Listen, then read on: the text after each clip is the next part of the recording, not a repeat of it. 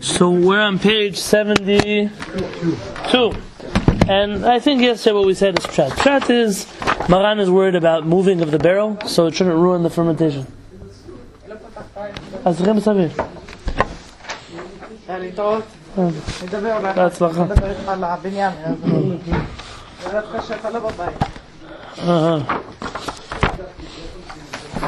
So, אפשר לסגור פה את הדלת בבקשה? But in general, as far as Tuma or Ruach Ra, are there different in the material of the vessel in terms of passing this?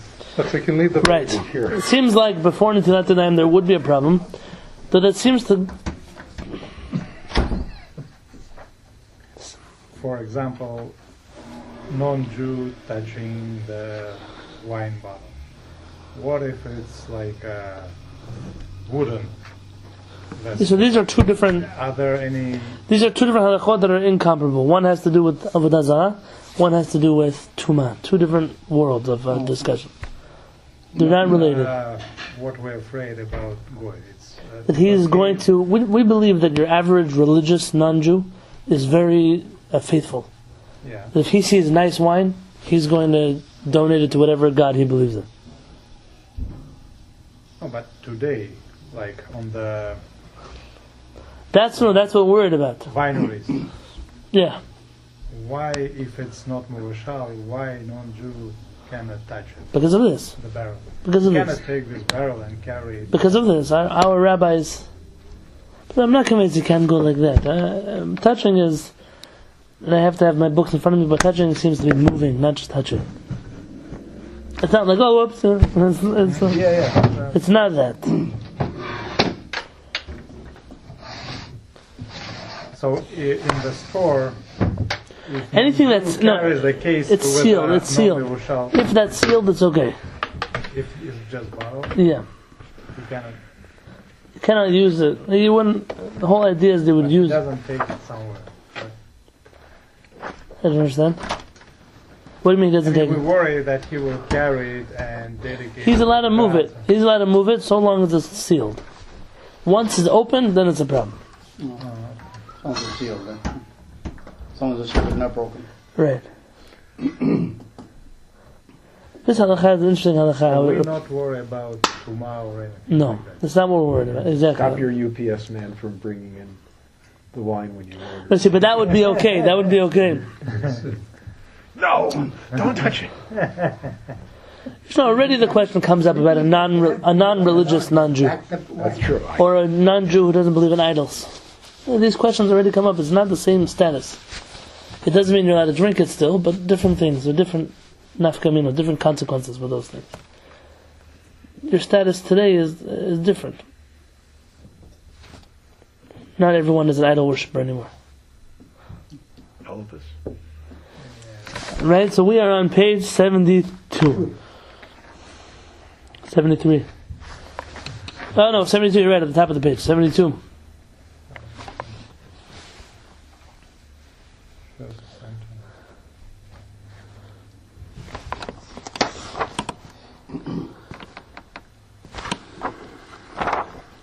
I always thought that Shaar is something stronger than wine, like Shechar. vodka and stuff. Beer. Whiskey fall in that category? Yeah, I thought that is kind It's of stronger whiskey, drink, right? vodka, yeah, something like that. Let me clarify for you halakha. Tequila? Without the worm. That's what it really is. Pulque. And pulque is really a beer. Because in Torah it's always like... Did you research that question after we... Yeah, I gave my answer already about Yeah. All right. 1 second.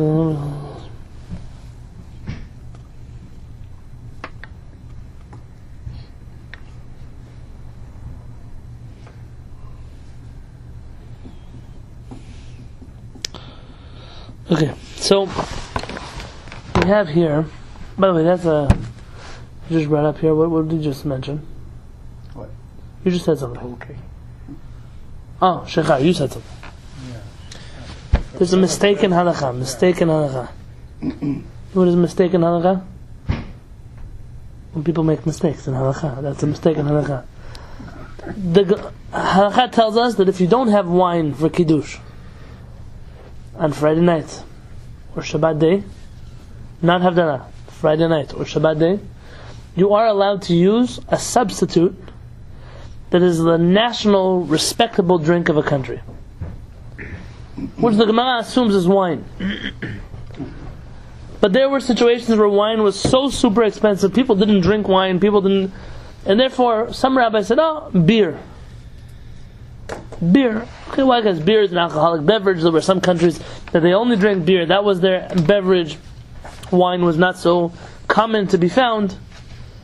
Some later authorities stretched this envelope until milk, soda, coffee, orange juice.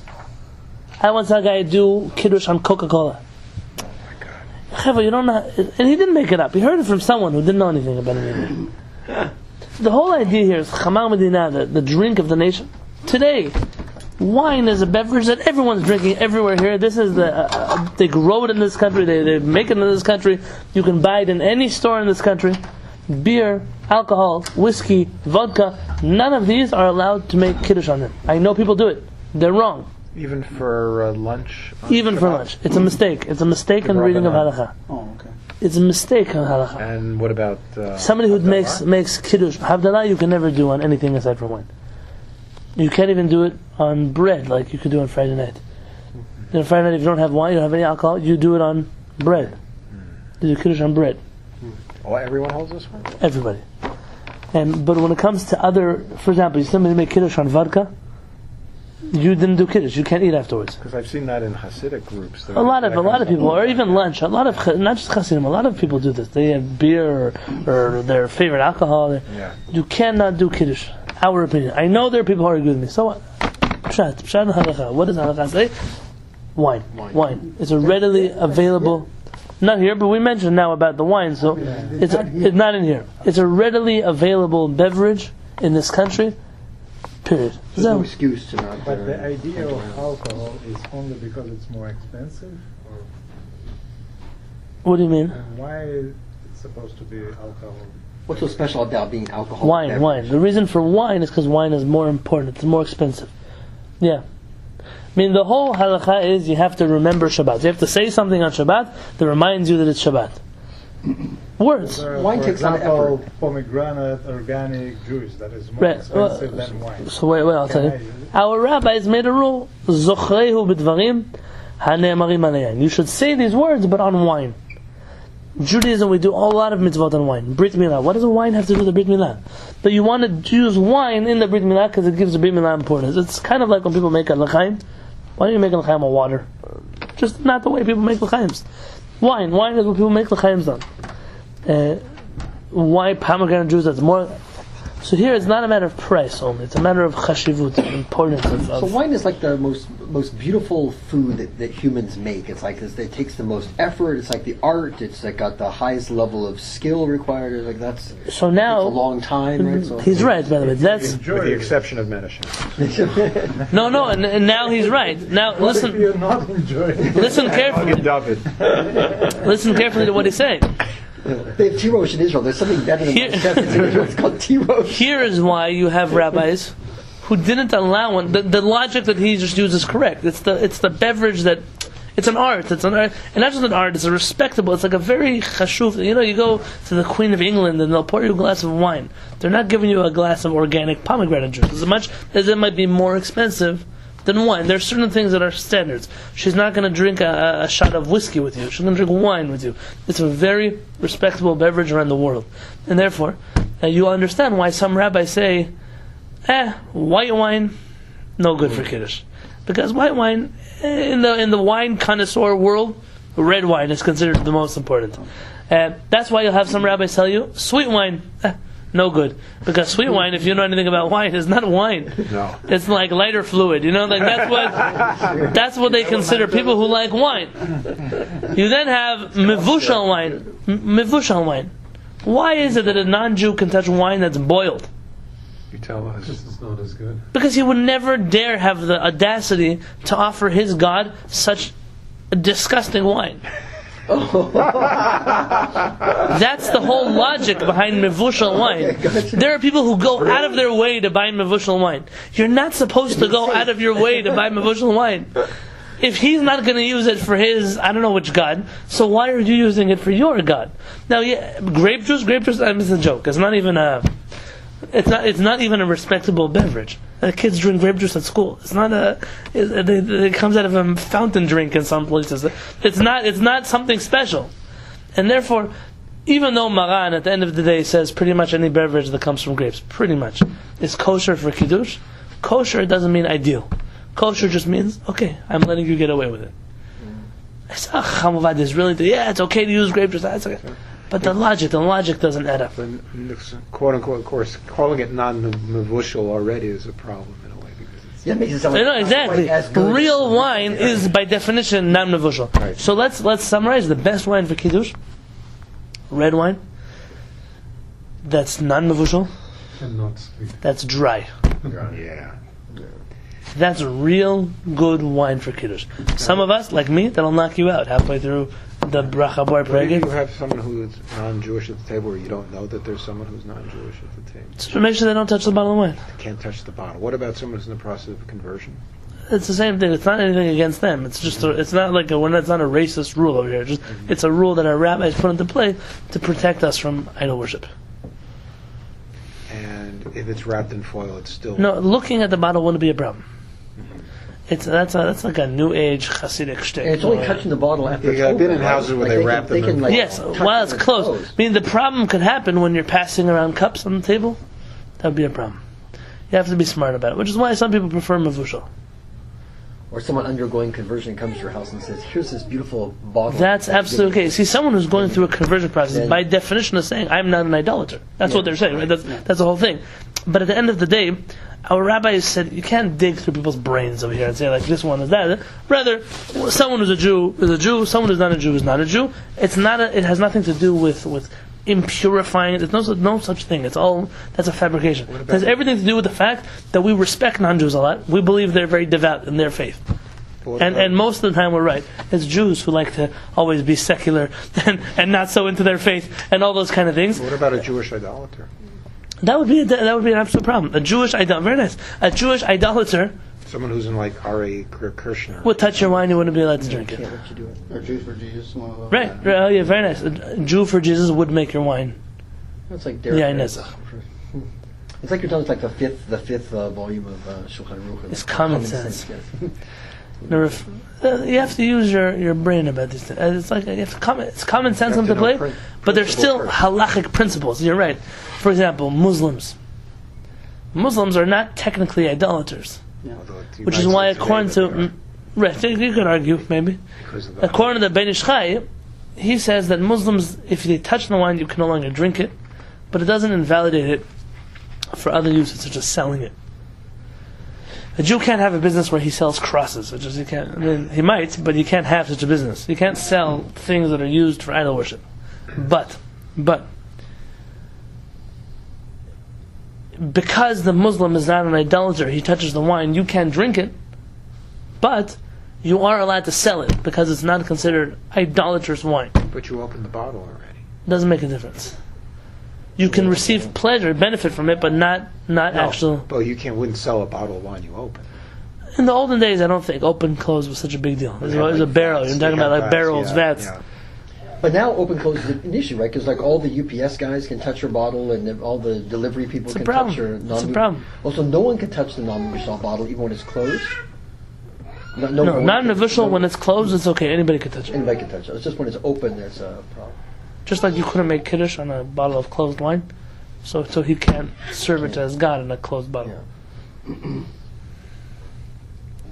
Hinder it. These rules are not just meant to be. This is allowed and this is not allowed. There's a spirit of the law that comes with this, and the spirit of the law is trying to tell you, Jews, we have a very unique belief system, a very unique lifestyle. It does not bode well for us when we mix in with the world around us. Yes, to a certain extent, for livelihood, for hide your next door neighbor, but to really get close, like to have Thanksgiving dinner with the next door neighbors, even if it's kosher food, that's not a kosher meal. I know it sounds fanatic to tell you. The Rambam, in his codification of these laws, the Rambam doesn't stop at non-Jewish bread, non-Jewish cooking, non-Jewish wine. The Rambam says even if someone were to invite you to their wedding, it could be a problem. If you were going to go to the bar with somebody, it could be a problem. Even if it's a coworker, there's a limit. We believe that we have a certain value system. Part of that is that we really want to keep ourselves on a certain level. I remember once having a discussion with somebody. I said, how can you use such profanity when you speak? He told me, you're a big kid, you could curse all you want. Just not in public. Not at work. That's a crazy thing. Because we believe at our essence that profanity is not allowed ever. Ever. And therefore not off camera, not on camera, not in public, not out of public. We just never do it. But in the world around you, so of course at work the guy next to you is a respectable individual. Suddenly you take 2 shots at the bar and this guy's mouth is like a sewer. And why did you allow yourself to go to that bar with him? That's the question. That's the question. That's where the Rambam says this, all these halachot are going. Well, that's where the anti-Semitism comes out too, is in the bar. What, at the bar? The designer guy, Mel Gibson, Wonderful. Yeah. Oh, yeah. So we are not isolationists as much as we are trying to preserve a certain standard. And when you're exposed to things, inevitably you like it or not, it affects us. The things we see in the street affect us. Things we read affect us. Things we watch affect us. Everything affects us. Consciously or subconsciously. Let's look here in the Shulchan Aruch, in Vav, Halacha Vav. You see on top of 72? How much water do you need for Netilat Einayim? Listen to the bare minimum water. Ein tzarich revi'it. You do not need this measurement of revi'it. 3.5 ounces. L'netilat yadayim l'tfilah, when you wash your hands for tfilah. I mean, the first washing, yes, you need water, a significant amount of water. But the second time, when you wash your hands to go into the tefillah, you don't need a revi'it of water. Second time it's after the bathroom. Yeah. When do one and one. No, second time's not after the bathroom. First time's after the bathroom. Second time's when you are going into go to tefillah. Go to. No, he's right. The first time is before the bathroom. The second time is after the bathroom. Oh, so there's 3. Okay. There's two. That one after the bathroom is assumed that it's the one right before tefillah, because you're going straight away to tefillah. Straight over. Oh, I think like at the Beit Knesset. Some Yemenites have seen this custom that they do Netilat Einayim when they come to the synagogue. Yeah. But in most Orthodox synagogues, not like ours, there is a sink outside of the synagogue where you wash your hands. Back here. It's not there anymore? No, it's still there, but then nobody walks into the Beit Knesset that way. Right, and that's Shurun has one right there. Dot has one, right? Very nice Some one. people who do. Right. So maybe it's a. Now we'll get to the parameters of when do you have to do it, why do you have to do it, do you make a bracha, don't you make a bracha? Not for right now in this discussion. My understanding was that because you walk through the not Eruv spaces, public spaces, and there could be some tumah. No. That's not why. It's because preparing yourself for tefillah, like Jews prepared themselves for tefillah when they went to the temple. We washed our hands. It's purification. This idea, though, how much water do you need before tefillah? Maran says you don't need a revi'it. You don't need a revi'it. So I know some Lithuanian guys, they just, the sink, when you turn off the faucet, it's still a little bit wet. You see them before they go to tefillah, they go like that, and then they go to the tefillah. I don't know what they think they're doing, but it's like anything that you're washing your hands. The bare minimum is enough. Whatever would make your hands cleaner than they are. Well, in public places like in airports, there's only a certain amount of water that comes out, and there's no cups. Sure. It's an interesting thing. What do you do in such a situation when you wash your hands? Yeah, Okay. I was told to do one. That's what I do. Like swimming. In public places like where there isn't a cup, can you do it 1, 2, 3, 1, 2, 3 under the faucet? Or Well, that's what I've been doing. I don't know if it's right, but that's what I've been doing. Actually, after bathroom, we do one and one. We eventually get to these halachot later. Pipes. Preliminary understanding, there are some opinions who say yes, some opinions who say no. And therefore, the best thing to do would be to have a cup with you. If not, the second best thing would probably be to turn off and on the faucet every time. They don't. In the airports, they don't do that anymore. Yeah. Most It's of all automatic. places Yeah, are in automatic. fact, you don't even turn anything on. You just put your hand there and the water comes Oh, out. so that's even better. So do one, take it out, turn it off. Two, turn it off. Three, that way, every time you're doing it, it's as if you're the one who's pouring the water. And it doesn't turn off immediately. No, so on the automatic one. People will think that you are, You're crazy. Who's watching you in the bathroom? So you have to artfully dodge between sink and sink, like left on this sink, right on that sink. I don't know about you, but I've been there and done that. Okay, so we're... It's a Mr. Bean kind of thing. I'll tell you the truth. We look crazy anyway, so the thing we do crazy things. I was at Bar Zobel today. Had these two teenage girls like Jewish. I feel like across the across the books. Jewish. Yeah, Jewish. I said, no, this is a Buddhist kippah. Yeah, like what did they think it was? Zion. I'm the Pope. Like 6 or 8 ping pongs, you know. I need to be the Pope. Zion. Halakha Zion. Maran says, Tov lahakpid. It's good to be careful. B'ntilat yadayim shacharit, when washing your hands in the morning. B'chol hadvarim, when all the things hamakvim that hold you back, b'ntilat yadayim l'sudah, when you wash your hands for a meal. We've learned this together already. Hold you back. In the right of the video. Meaning all the things you have to do for washing your hands for a meal, you should make sure that you do when you wash in the morning. Very nice. Okay? But not in the same order as you do washing for a meal. What do you mean? But if you're going to have motzi, No, right. Meaning he means like having the. We're going to see inside what he means exactly, right? But it seems that the washing of your hands in the morning is much more lenient than washing your hands by the meal. So as much as possible, try to do it the same way. Mihu, this is the Ramah in Little Rashi script. Mihu, but.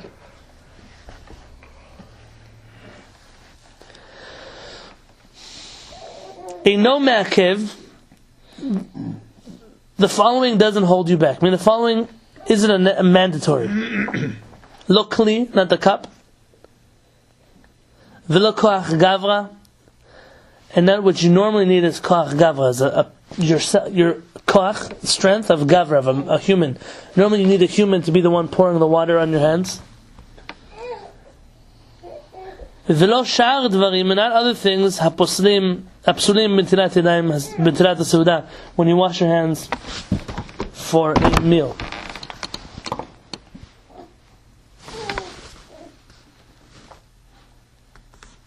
I'm trying to bring my Mishnah Berurah again. It's on my desk. Not the desk, it's on the gray cabinets to the left. Thank you. The Mishnah Berurah is an underappreciated work of halakha. The reason we don't learn it is just because it's very old. I mean, the language is old. There have been new halachic ideas since then that have been shared that he didn't write. And last but not least, it doesn't deal with the modern issues of our life, sinks, faucets, those kind of things, and also doesn't ever represent Sephardic halakha. It doesn't represent Sephardic halakha, just his approach. But what he did for the Jewish community with the writing of the Shulchan Aruch is tremendous. You ready? Just in case we Just in case. I have a whole paperback set. Yeah, the Mishnah Berurah is a tremendous, like a small white one. Yeah. Those are, doesn't have English. I remember the first time I could afford to buy one of those.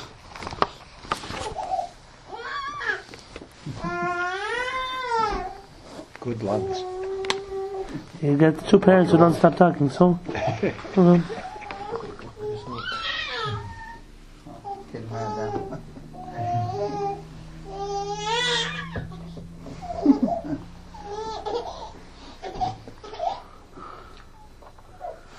Chuckling.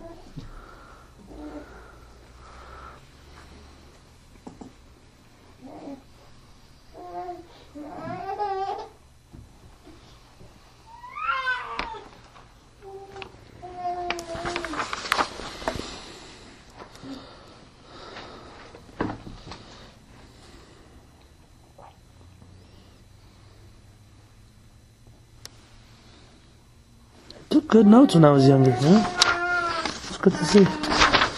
Are notes right now? Yeah. This halakha.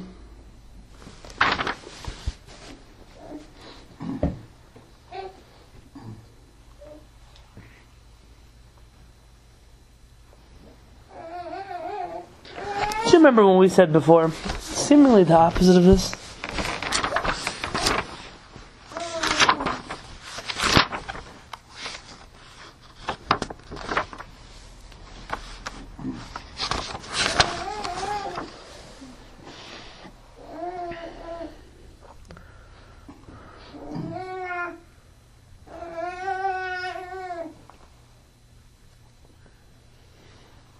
Go over to page 61 with me.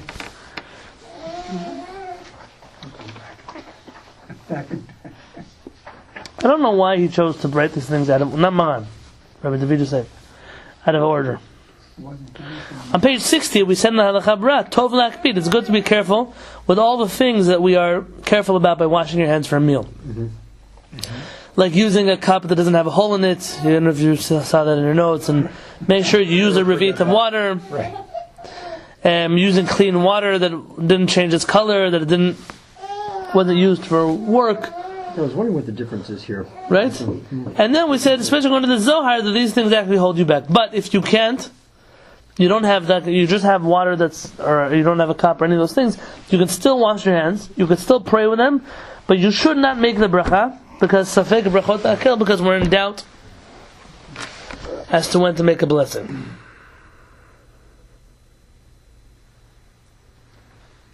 I don't know what to tell you.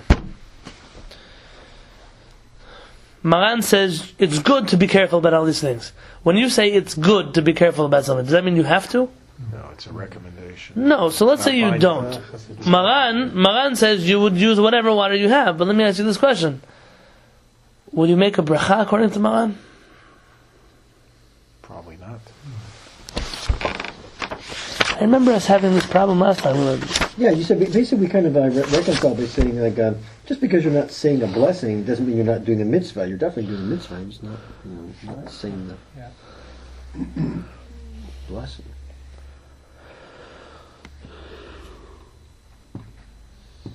That's where you introduced. What does the Kaf HaChaim tell us? Tell us first.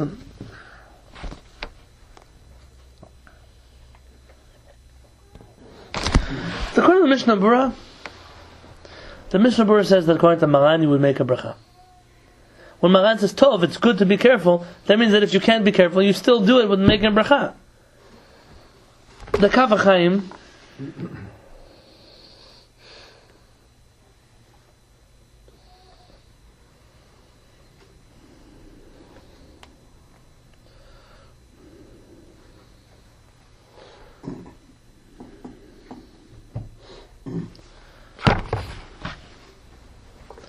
you don't want to hear what I have to tell you right now.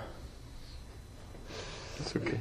Again, We're used to surprises. When it comes to studying surprises, halacha, lots of surprises. Lots of surprises, right? I don't like these kind of surprises. I'll tell you why in just a second.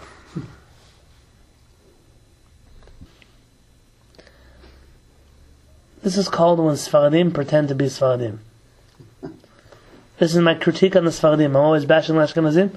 Listen to my critique on the Sfaradim. We shared with you this once in passing.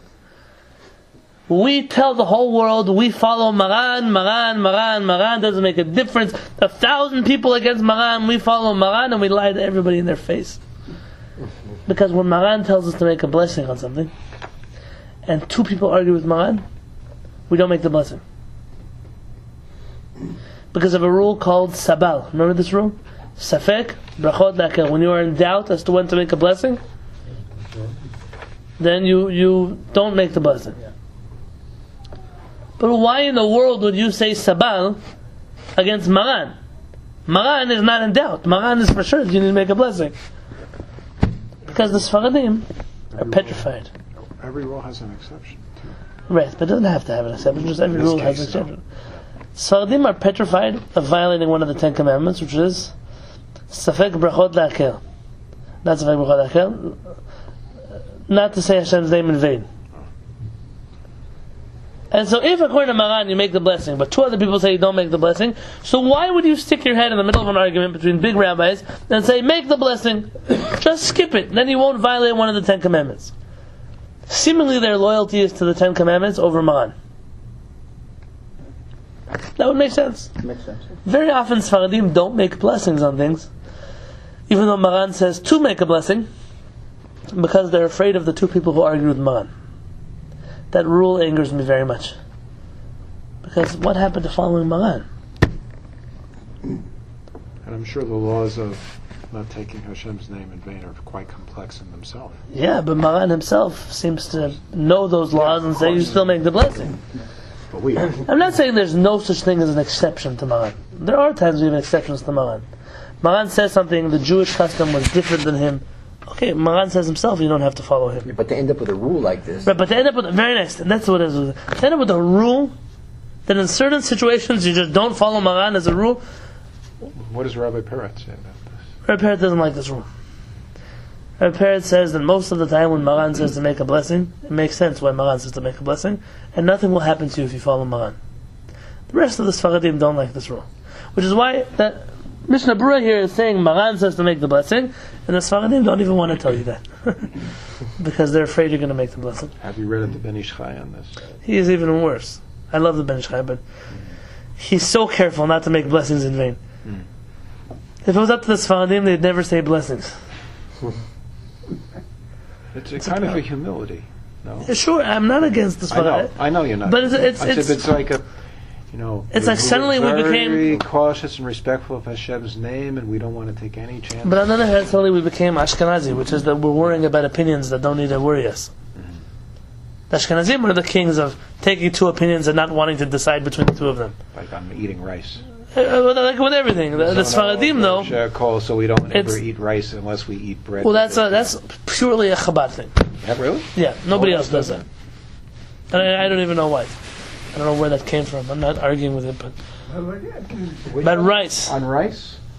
What I learned is that, I guess it's Chabad, that because some hold mizonot on rice, especially in Sephardic countries, but other places they go shahakol, that since there's a difference of opinion, the only safe way to eat rice in terms of brachot is to say motzi and then eat the grain with it. You've heard of this before, right? So do you know the background? Good. It's okay. Don't some also say pre-Adama? See, the thing is, the Gemara comes to conclusions to what blessing you make on rice. So does Shulchan Aruch. Like, I don't know where this whole struggle comes from. Okay, it's out of a wanting to fulfill both opinions. There's one way to take out it. First eat right, then Right, that's what Zev is saying. That whole notion, though, is very non-Sephardic. So when Sephardim suddenly developed this rule by saying God's name, it confuses me. Okay. What the blessing for rice? Mizanot, and after blessing, Bo'ei Nefashot. Okay, that's it. How do you know? It's the acronym of Amen. How do you say rice in Hebrew? Horace. Oris, very nice. Aleph. Mem, what bracha do you make on rice? Spanish, oros. What bracha do you make on rice? Mizonot. So, mem, mizonot. And you make a Bo'ei Nefashot with a nun, Amen. That's what it spells out. The halakha for rice, Amen. Anytime you need a Dvar Torah at somebody's table, pull that out of your pocket. don't carry that. So, 50-pound bag. on the top of page 73, one more Maran. Nitilat yadayim shacharit. Washing your hands in the morning. Ein notlim al gabei karka. You do not wash it on the floor. The floor. What does that mean, on the floor? In the olden days, you didn't have a sink. So where do you wash it? You got a dirt floor, you put the water on. You don't wash it onto the floor. Right, that's a good question. Yeah. Rather, you wash into a bowl or a vessel or anything. Page 73 at the top. Is that because you're probably going to say. We're going to explain about it. Always joking. It's okay. But yes.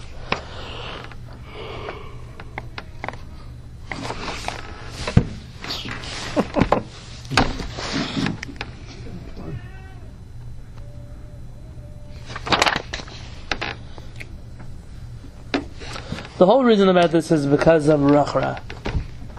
You don't want the ruach ra to be sticking around your floor. What's the point of washing it off your hands onto your floor? You want to wash off your hands into a bowl and get rid of it somewhere. But so for kids, I could see that as being an issue, paddling around on the floor. But feet are already tuma, right?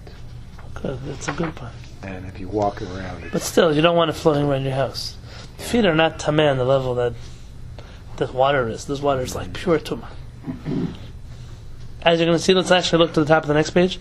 74. 74 at the top of the page. Mayim.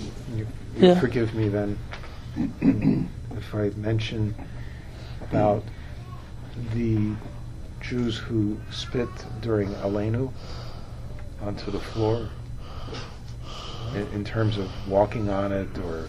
That's just disgusting. That's what But it's brought down in the Taz. That the custom is brought down in Shulchan Aruch that you should not denigrate this custom. But he wasn't my rabbi. So there are opinions on that. Yes, there are opinions on that. The halacha is you cannot spit in a shul. Nobody said you have to spit on the floor. You just have to let the spit leave your mouth. So why can't you just do it into a tissue? Yeah, which a lot Why of can't you do it into a cup? Why does it have to be on the floor? a lot of people do it with a tissue. It's a mistake. People do it on the floor. You should tell them not to. Why they spit? Because the word that says like they bow to vanity, just even saying that you don't want to waste your saliva on it or your speech. There are a lot of customs that were developed in Europe. Most of customs, actually, of the Jewish people come from Europe. Sephardim don't have so many customs. It's funny. Our customs are halacha. Halacha is our custom. You rarely find Sephardic customs that violate halacha or so on and so forth. Ashkenazim, for everything in the world, they have a custom. It's a custom like this, a custom like that. It's a custom how you walk, a custom how you open the Kollel, custom where you take the Torah. Everything's a custom. Everything's a custom. And there's a reason why. Their religion was very ritual based. A lot of details into the way things are done, why they're done, how they're done. And part of this is you would never hear of such a custom coming from the Sephardic world because it doesn't make sense that this custom would come. It says to pray, not to spit. But the reason is like this. The word rik, we say they pray to hevel varik, to emptiness and nothingness. They're referring to the God of the non-Jews. Varik is a numerical value the same as the name for Yeshu.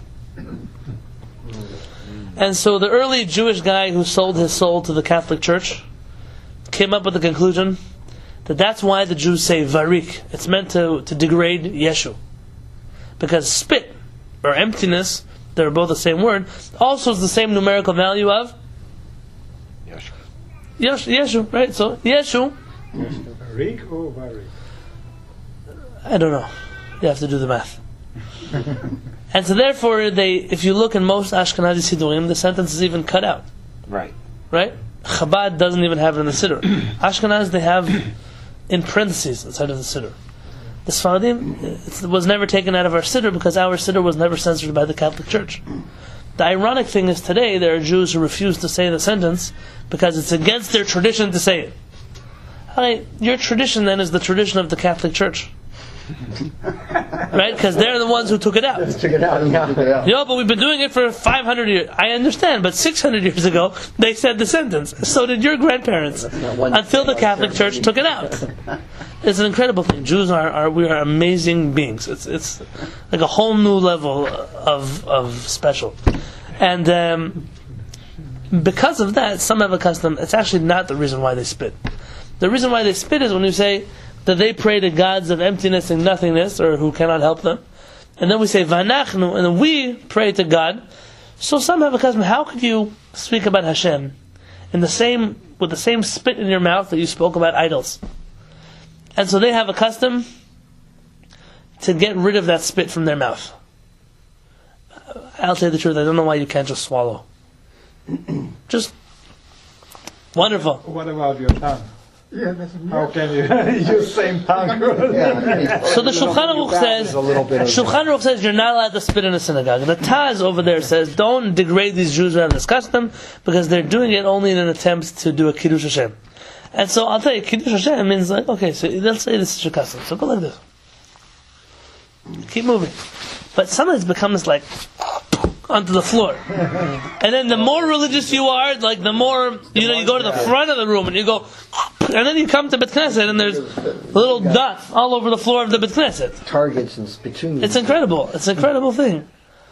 Okay, so that's their custom. I think I can't argue with all the customs in the world. So it's a Litvish custom. No, not at all. Because Chabad doesn't do it. Chabad doesn't. I know it definitely. Chabad does. Only like gung ho Chabad, and not every Chabad. I don't know. The Rebbe do it. It was happening here when I. Do you remember seeing?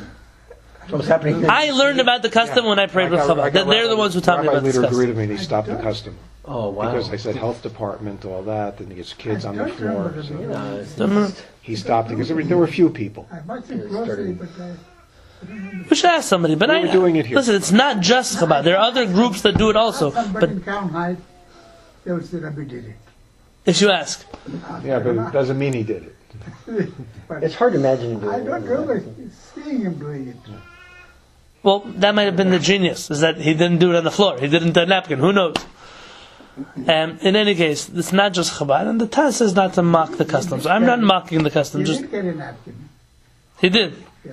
So I just have a question mark about this custom. I wish that Jews were so careful about halachot as they were about customs. We'd be in a different planet. I'm okay, keep your customs, but what about the Torah also? Like, let's keep that too. Some things just amaze me. Okay, so it says, Mayim shenetilat yadayim shachit, top of 74. Water that you use to wash your hands in the morning. Asur lehanot mehem, you're not allowed to derive benefit from them. Flush toilet, for example, is a benefit. What? Flushing the toilet. Toilet flush is Yeah, is it benefit? I don't think that's what it means, benefit. Benefit's like washing your hands in it, or washing your vegetables with it, or mopping your floor with it. V'lo yishpechem b'bayit, and you should not pour it into the floor of your house. Again, you're talking about a place where the floor was made out of earth. In those days, yeah. V'lo b'makom shovrim sham bnei adam, and also not places where people walk there. Like, don't go into the middle of the street and throw it out there. Well, sometimes in Israel, when people do sponja, they call it, they mop their floors. Sponge. You walk under the wrong porch at the wrong time, and you'll get a shower because there's some lady up there who decided today she's got to wash the floor, and she pushes it into the middle of the street. They have. I never seen it. They have drains in the floor, In Israel, and they have like these little squeegee things you push on the floor to clean the floor. in Israel, that's how they wash the floor. There's no such thing as mopping like a little wet Yeah. shmata. You pour water all over the floor, and if you go to real Israeli houses, you'll notice the bottom of all the furniture is worn away. Because it gets wet. It's not. You're not. I don't know if you Yeah, they use buckets of legs water. and metal And they legs and pour it on the floor, and they wash and they push it around into the drain in the middle of the room. That's a modern day invention. Before the drain, it went out the window onto the people in the street. I That's remember how reading play- somewhere, like in Europe, if you walking down the street, you have to be careful with the second story people where they live. They throw the water right out. There you go. There you go. Right on people at the bottom. But I thought that wasn't a Jewish thing. I thought that's how I thought that was a big cause of plague. Plague and bubonic plague and Black Death. People, throwing all their slop. So Maran says you can't throw this water into the middle of the street where people walk. Water is not that bad. Somebody throw the air conditioning in it. So here, obviously, you're going to get into a different question. Different questions of, so what about today when we wash our hands to a sink? Is that in our house? Or is it in the Actually, no, Department that's- of Water and Sewer? Goes out. So it goes out. Is that where people go? No. Beach. Yeah, they do. I mean, eventually there's somebody at the end of that water. Toilet, and when the water goes down the sink, all ends up together in the drainage system together. Sewer system. Well, there's there's the storm drains, and then there's the sewage treatment plant. So it probably ends up in the sewage treatment plant. It's like grinding up and Wastewater treatment plant. mixed up with. I think it ends chemicals. up together. I'm not sure though. So let me tell you that we're going to have to see. This is why That's like the Mishnah Berurah wouldn't have details on this kind of situation. This book does, because this is something that was written now, when you have sinks and faucets and those kind of things. It's important. That's an important point. Why can't you've got to respect modern Writings. HaShamayim. Sometimes Rav Peretz pushes us always only stick to the old books. And then random things he'll write. look in the books of Chachmei Dorenu, the rabbis of our generation. Why? Because there are certain things that, for example, about bugs and vegetables. Look at what the rabbis today are saying. Because those are things that change, depending on the generation, depending on what they use, how they grow things, where they're grown at. Everything changes. So you can't make a rule based on something that was for something that is. The Ben Ish Chai has a harsh critique. Harsh. I mean harsh because it's very harsh. In the introduction to his She'alot v'Tshuvot, questions and answers, against the rabbis in Europe. The Ben Ish Chai normally doesn't critique anybody. But here he went out of his way it was a few pages long, where he said that their style of learning was, they study the Talmud, and the early rabbis, the Rishonim, and then come to their own conclusions. And says the Ben Ish Chai, who are you that you could stick your head into the Talmud and say, oh, I'm like the Rambam, I can make my own decisions from the Talmud.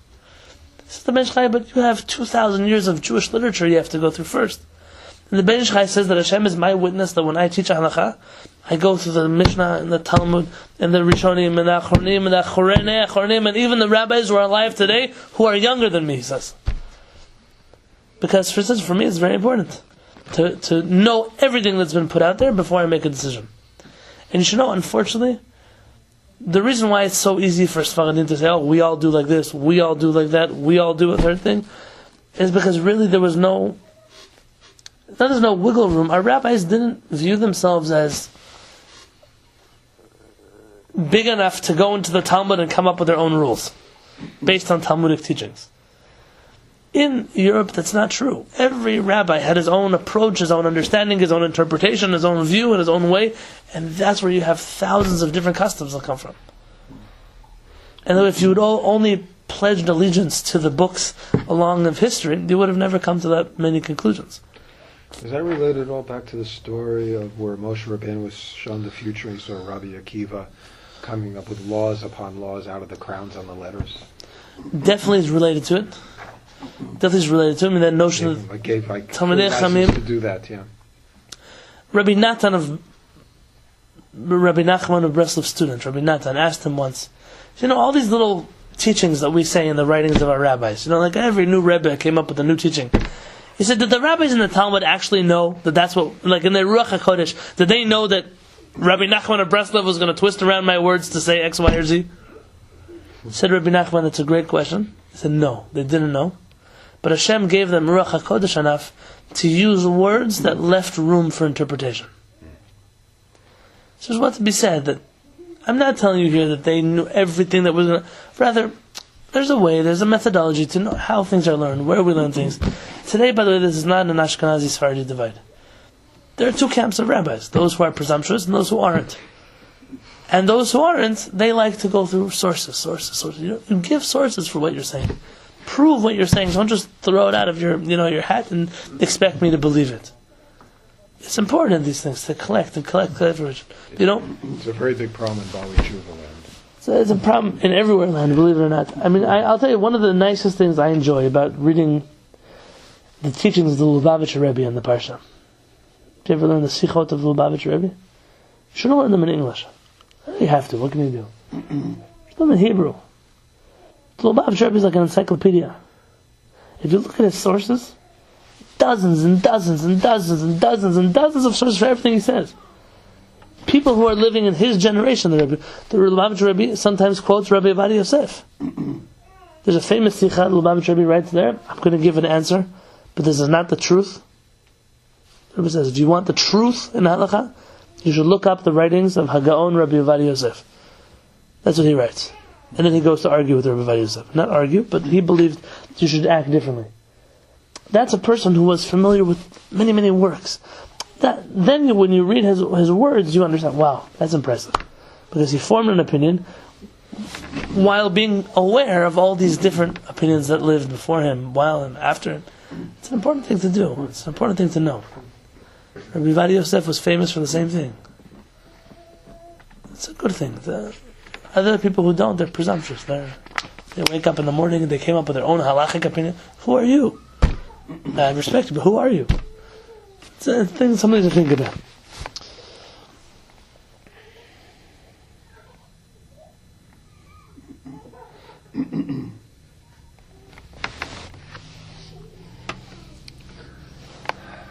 We're going to do this next paragraph, but it's not as long as you think, because half of it is in Aramaic and we're going to skip it.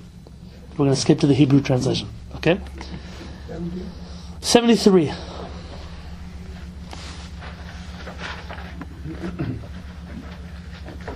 Lamed Aleph. Yes.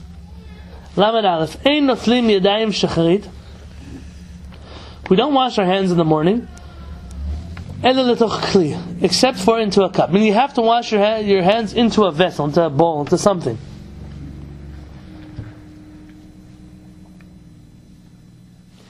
V'isbiru hadvarim, and they explain this idea, b'zohar hakadosh, in the Holy Zohar. Parshat Vayeshev. B'zohar lashon, in this language. Rabbi Shimon, who's Rabbi Shimon? Bar Yochai. Bar Yochai. Patach v'amar, he began and said, Erchatz b'nikayon kapaya, I will wash my hands in cleanliness. And then he starts to teach you things. That's the way the Zohar is written. It says, this rabbi opened up his mouth and started speaking an explanation of this verse, or that verse, or the third verse. Let's skip all the Aramaic and go to the brackets. You see the brackets? It's 1, 2, 3, 4, 5, 6, 7. Yeah, 7 lines down towards the end of that line. You see the brackets? Perush hadvarim. Explanation of these words in Hebrew. Bo'ure, come and see. Sod hadvarim kan, the secret of these words here. She'en lecha adam ba'olam, you do not have a person in the world. She'ino to'em tam mita, who does not taste the taste of death. Balayla, at nighttime. V'ruach ra'ah, and the evil spirit sharal gufo rests on his body. V'chule, etc. Says Rabbi Shimon Bar Yochai, there's no person in the world who doesn't experience death at night. And this experience of death is directly connected to Ruach Ra. It's the origin of Ruach Ra. V'kasher notel yadav karaui, and when he washes his hands properly,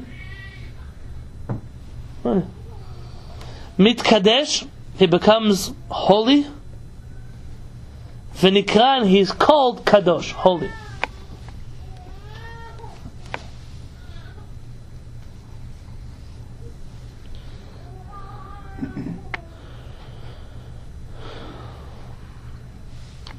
So a person washes their hands, they go from being this evil spirit on their body to becoming holy.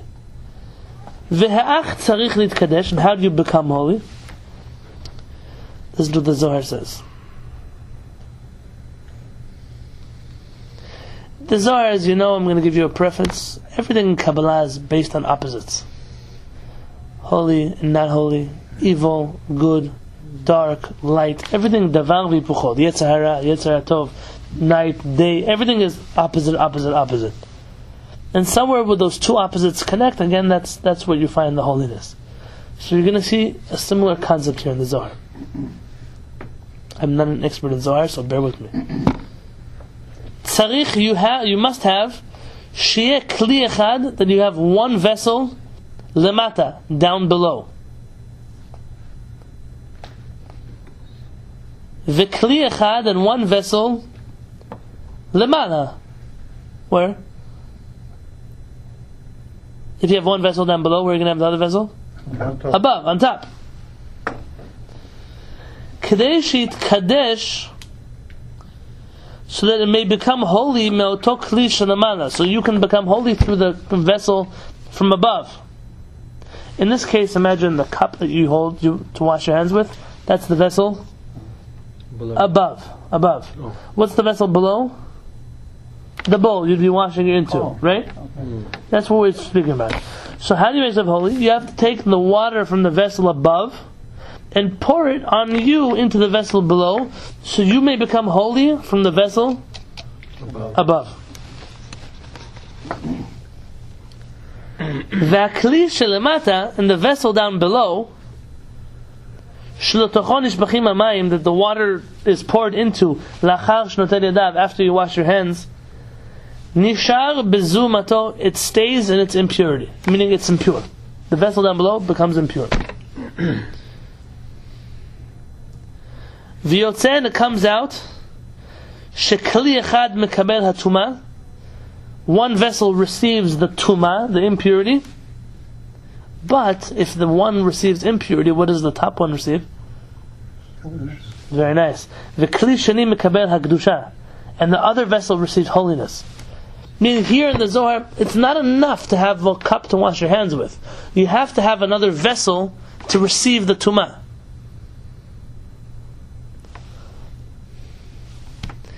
Ze baruch, this one is blessed. V'ze arur, and this one is cursed.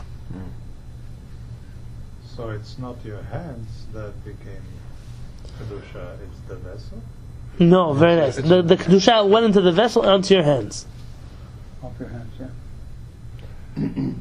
Yeah, the status of the vessels is not necessarily connected to the status of your hands. Of your hands. In essence, not that the vessel down below became impure, so the one on top became holy.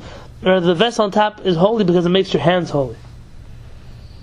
And you cannot leave that water, mizuhamim, the impure water. Mizuhamim literally means contaminated.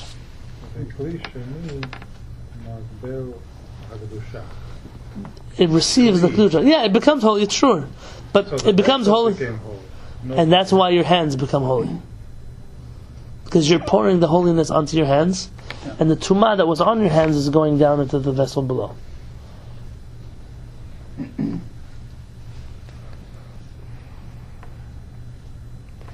If all this stuff made sense to us, we'd be flying on magic carpets. You should not leave that mayim mezulamim, that contaminated water, babayit, inside of your house. Kedei, in order, shelo yikrav eleim adam, so people should not come close to them. Shari bahem mitasfim kochot hatuma, because in that water is collected the koach hatuma, the evil, the impure forces. V'yachol lekabel nezek, and a person can become damaged motam mayim atmeim, from that impure water.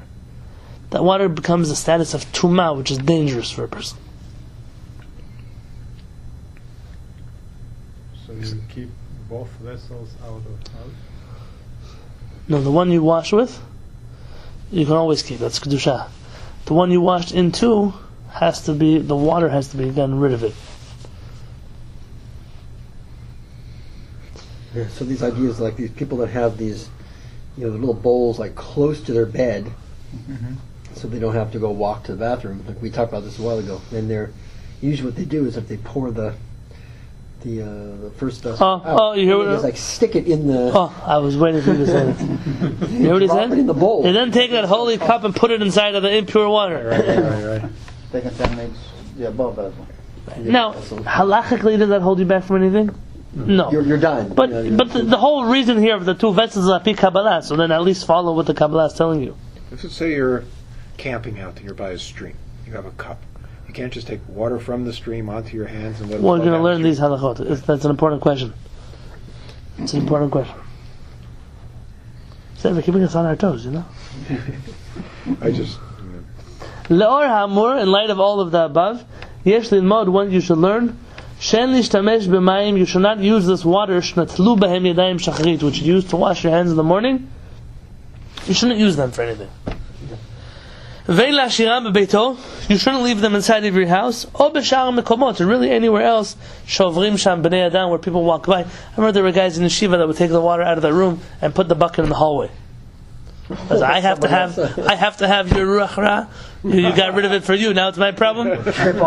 Tripping on is also a big one in the dark. Right? I used to wash my hands in the morning and in a cup of it. Happened 3 times. I think I tried it. Every single morning, I washed my hands. Then I went to get dressed. I was walking out of the room. You almost step in it. I stepped on the corner. Slip. The whole thing flips over. Not just on the floor. My pants, my shoes, my socks, and so forget the tumah here, and practically now I'm late to shacharit. I'm going to get in trouble with the rabbis. I said, Hashem, you're going to have to forgive me. I'm going to do it in the sink. Yeah. I just saw a writing that Rabbi Aaron Cutler didn't even wash his hands by his bed. He went to the bathroom to wash to the sink to wash things. Now, it says you have some designated vessels for this, kli for kedusha, kli for this, but Most people who have the second bowl do. here in the shul, it's like the the people in the kitchen are using the kli that we use to wash the kohanim and anything else for, put soap in and clean this. And then we have to I use think cups. we need to get a more a dedicated. Let's try to get like a dedicated cup and chain it to the sink. That's what we need to do. So if we use a sink, that sink... Next sentence. Umutar, and it's permitted after lechatchila. Even ideally, Eli, it's his fault that you have to stay here for a few more minutes. It's permitted even ideally, litol yadayim, to wash your hands shacharit in the morning, b'kiorim shelanu, in our sinks. What do you mean our sinks? So what happens to the sink? Sheyesh behem nekev, the sinks have a hole in them. Umchubarim lekarga, they're connected to the ground. Ve'en beze kol chashash, and there's no problem with this at all. No problem with the water, but the sink doesn't become... No, there's no problem washing into the sink. Oh, so listen. V'tov v'nachon, it's proper and fitting.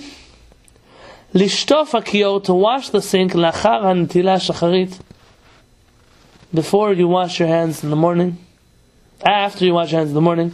Kodem, before shishtamshu bo la'adachat kelim, before you use the sink to wash dishes, or pirot, or fruits, or things like that. It seems like you should wash out that sink from any of the water that would possibly be left over inside of it. One is in the bathroom, one is in the kitchen. Some people don't. When I was living in Israel, I had one sink in my house.